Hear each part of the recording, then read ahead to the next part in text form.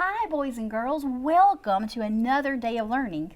We're your teachers today, and we're ready to share some great things with you. Our focus standard today is RF.K.2.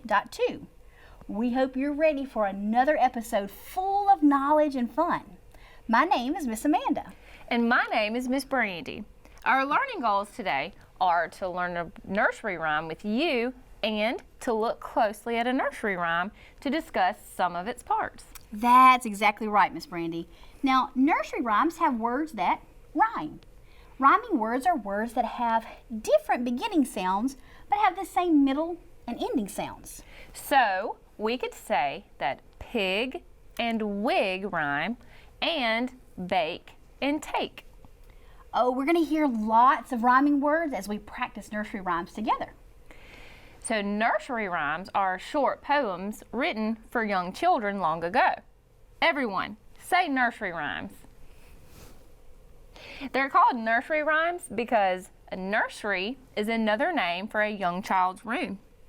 You know, Miss Brandi, many children probably learned nursery rhymes by listening to them being read aloud while in their nurseries, perhaps before going to sleep. True. You may also have heard that nursery rhymes are called Mother Goose rhymes. Yeah. People have different opinions about whether or not Mother Goose was a real person who actually wrote these rhymes. But this name has been associated with nursery rhymes for many, many years. And nursery rhymes have been around for hundreds of years. So scholars, your parents and grandparents probably heard these rhymes as young children. And you may have even heard some of these nursery rhymes before too. Now that we know a little about nursery rhymes, let's get started. Miss Amanda, I'm going to name a color. Okay. Tell me what you think of when I say that color. All right, I'm ready. I'm ready. Okay. Our color is red. I immediately thought of a stop sign and a red light and a red lollipop. Scholars, what did you think of? Interesting thoughts. Miss Amanda, what about the color blue? Tell me what you think of when I say blue. Well, I thought about the sky and the beautiful blue ocean water. Nice.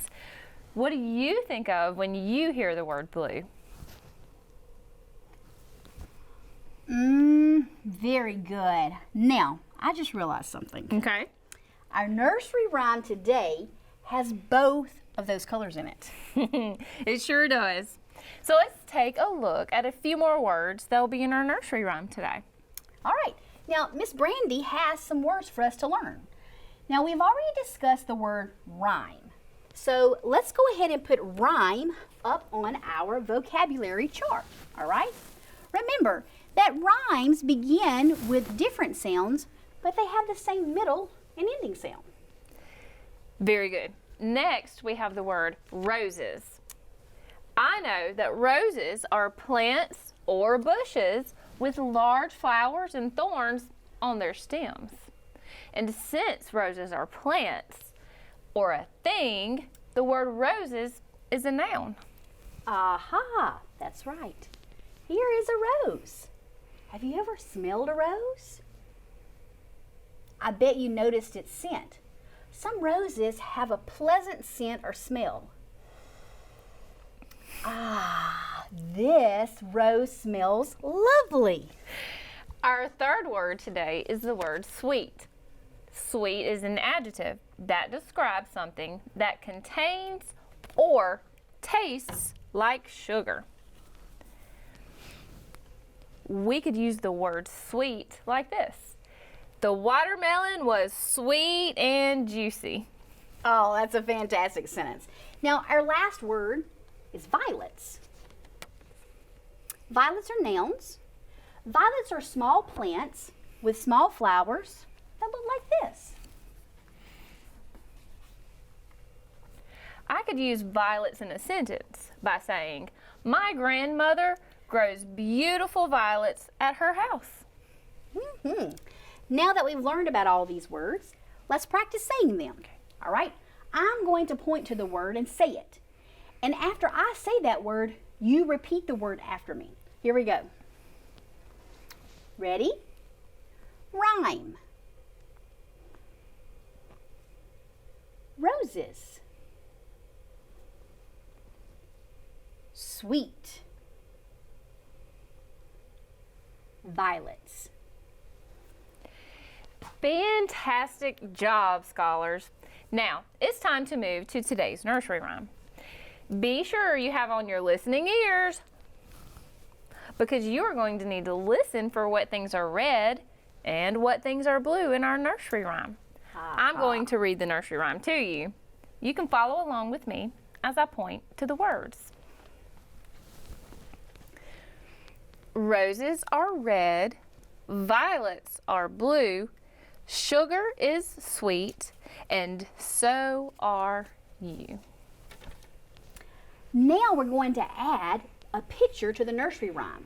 So I'm going to read it this time, and then I'll add the pictures as we read about each part. Here we go. Roses are red. Violets are blue. Sugar is sweet.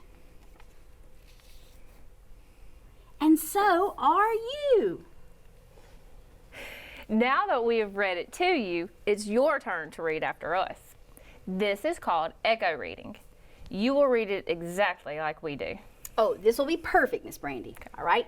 Miss Brandi is going to read one line of the nursery rhyme, and then you at home will echo it back to us. All right, let's go. Roses are red. Violets are blue. Sugar is sweet. And so are you. Perfect. Amazing echo reading. Now, this time I'm going to say the nursery rhyme, but I'm going to leave out a word. You say the word I leave out. I'm going to move quickly. Okay. So, be ready. Miss Brandi, will you make sure that the scholars at home say the nursery rhyme correctly? Don't let them forget to add that word. I sure will. I think everyone's ready, Miss Amanda. So let's go. All right. Roses are red. Violets are blue. Sugar is sweet. And so are you. Incredible. You are now experts at this nursery rhyme. Wow. Now, we've read our rhyme, and now it's time to think about what we've read. So, I'm going to ask you a question. Miss Brandi, could you work with those scholars at home to make sure we can answer that question? I absolutely can. Scholars, let's get ready. All right. What things are red and blue in the nursery rhyme? Think first before you answer. Now, what's your answer? Hey, I think I heard an answer. I heard someone say roses. That's exactly right. The roses were red. Yes, the roses were red. Excellent, scholars. Now, did you notice how Miss Brandi answered part of that question in a complete sentence? She said the roses were red. So I want you to answer that way too. Now, we've determined the roses were red. What was blue? What was blue? Oh, I'm ready to answer. Scholars, if you said violets were blue, you are absolutely right. And you answered in a complete sentence. I knew you could do it. Next question. Take a look at this picture. What do you see in the picture? Remember, we're working to answer these questions in complete sentences. Ah, great thinking. You used the picture to figure out your answer. I see flowers, roses, and violets in the picture. Perfect. Keep looking at the picture. Now, find the roses. How do you know they're roses? Ah, I heard someone say, I know the roses are red. And that's it. Now, if we know the roses are red, we also remember something about the violets. Keep looking at the picture. You read my mind, Miss Brandi. How do you know which ones are violets? That's it. The violets are blue. Great job, scholars. Now, my next question is a little different. Look closely at that picture again. How are the roses and violets alike? How are they different? Scholars, what are you thinking as you're looking at the picture? I know the roses and violets are alike because they are both flowers. That's called a comparison.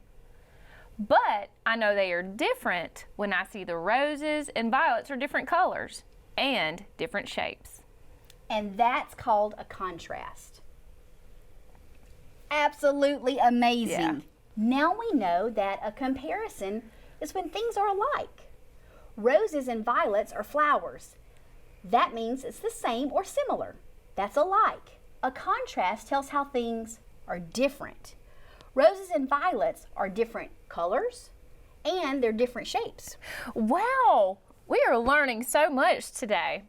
Let's practice that again together. Comparisons tell how things are alike. Contrasts tell how things are different. Now, I have a question. Miss Amanda, how is sugar described in the nursery rhyme? Let me think. All right, it said that roses were red. So roses are described as red. Violets were described as blue. The next part said sugar is sweet. Sweet sugar is described as sweet. You've got it. Let's all make some comparisons. Let's name some things that we know are sweet. Only things that are sweet. Yes, let's share only things that are sweet. All right, so I know that many candies like chocolate and peppermint are sweet. Friends at home, what are some things you know are sweet? Whoa, I heard some great answers. Hot cocoa is sweet, gum is sweet, and some cereal is sweet also. We actually brought in some examples of some foods that we may eat. We're going to take a look together to classify and categorize the foods that we have here. Now, I know that classify and categorize means grouping things together because they are alike. So we'll classify and categorize these foods into a group, and the group will be sweet and not sweet. So if we determine that the food is sweet, we will place it here. And if we determine that the food is not sweet, we will place it here. Miss Amanda has our first one. All right. This is sugar. Should we classify it as sweet or not sweet? We already know about that one. Definitely sweet. So we'll place it right there in the sweet category. Perfect. Now I have our next item. What is this? I heard someone say it. This is pepper. Is pepper sweet or not sweet? Ooh, pepper is for sure not sweet. That's why Miss Brandi is putting it in the not sweet category. Pepper can be quite spicy sometimes. So let's take a look now at our next item. Would we classify and categorize raisins as sweet or not sweet? If you said sweet, I agree. What do you think about chocolate cake? I know what I think. Chocolate cake is so yummy and sweet. So I will place it here with all of the other items that are described as sweet. Now, Miss Brandi, let's take a look at what I have next. Carrot. Interesting. Scholars at home, have you ever eaten carrots? I've eaten carrots, and I know that they are a good source of beta carotene, and that's good for our health. True, and I know that carrots are vegetables, but when I eat carrots, they don't really taste salty. What do you think? I think they're a little sweet too. So we'll describe them as sweet. I'll place it there in the sweet category. What about this piece of toast? Well, Miss Amanda, when I eat plain toast with nothing on it, it's not sweet at all. So I think toast should go in the not sweet category.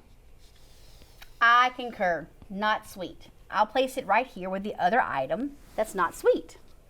When I eat a hot dog, I really like to put mustard on it. Here is some mustard. Friends at home, where should mustard go? I agree if you said not sweet. I would describe mustard as tart, so we will put it in the not sweet category. I have one more thing to classify and categorize, but you do your last item, Miss Amanda. All right, I have a fruit. Apple. Where should we put the apple? Oh, this red apple is so sweet. We'll put it here in the sweet category. Now, Miss Brandi, I'm all out of items, so I guess it's time for us to just... No, hold on. Remember, I have one more item. Oh, that's right. And I can go ahead and tell you that this item is going to be so sweet. It's going in that sweet category.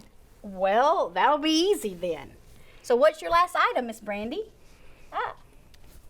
Well, Miss Brandi, that looks like Miss Brandi. That is not a food item. I think you meant to put that in your photo album at your house. Well, I know it's not food, but I am definitely sweet. So you're saying that we can use the word sweet to describe a person? Yes. Just like in our nursery rhyme, sugar is sweet and so are you. When people are kind, we can describe them as sweet. Well, that's exactly what the rhyme says. You know, you were sweet today when you brought me some coffee. Thank you. You're welcome. People can be sweet when they help others, use manners, or say kind words. Scholars, can you think of a time that a person was sweet to you? Oh, what sweet and kind people. Yes. Now let's think of some ways that we could be sweet to others. I know. I could be sure to say please and thank you when I'm talking to other people. That would be sweet.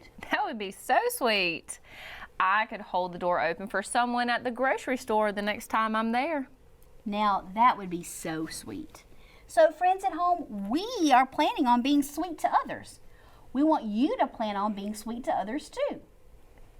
Let's look at all of our items and people that are in our categories. I'm going to point to the item. You tell me its name. We'll begin with the items we have classified as not sweet. Pepper, toast, and mustard. Now let's look at the sweet category. I'll point to these items. You tell me the name. Sugar, raisins, chocolate cake, carrot, apple, and of course, Miss Brandi. Miss Amanda, the scholars at home have worked so hard with us today. We've learned so much. Goodness, we have. Scholars, please kiss your brain.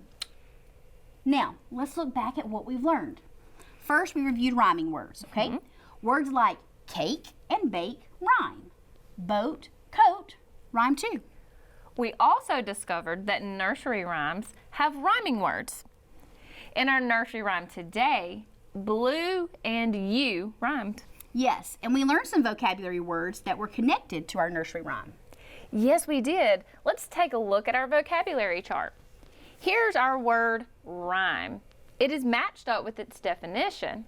Words that begin with different sounds but have the same middle and ending sounds. Fantastic. The next word is roses. Remember the word roses. That's plants or bushes with large flowers and thorns on their stems. This word is sweet. Wow, we've learned so much about this word. Everyone say sweet. Perfect. Sweet describes something that contains or tastes like sugar. And finally, we have violets. Violets are small plants that are shades of blue or violet in color. Say violets. Nice job. Let's go back to that word sweet. Remember just a few moments ago, we classified items into 2 categories. Our categories were sweet and not sweet. And remember, I made the cut into which category? That's right, the sweet category. Oh, and we can't forget about compare and contrast, and classify and categorize. Right. Compare and contrast means to tell how things are alike or different. Now, we compared and contrasted roses and violets today. Yes. And classify and categorize means grouping things together because they are alike. We classified and categorized things today into 2 groups. Things that were sweet and things that were not sweet. Friends, we have had such a wonderful time with you today. You did a fantastic job during our learning. Certainly. We appreciate all of your hard work. We hope that you share what you've learned today with someone in your home. You can even share it with some of your friends. Yes. Remember to practice those rhyming words and practice being kind to others. After all, roses are red, Violets are blue, sugar is sweet, and so so are are you. you. Scholars, thank you for such a sweet time today. We can't wait to see you next time. We'll explore another nursery rhyme and learn so much more. All rights and credits for today's lesson belong to Core Knowledge Language Arts. We would like to thank them for publicly sharing these valuable resources. The views and opinions expressed in this lesson are those of the Core Knowledge authors and do not necessarily reflect the official policy or position of the Mississippi Department of Education. Scholars, thank you for joining us today. You did a great job. Keep on reading, and we'll see you next time. Bye-bye.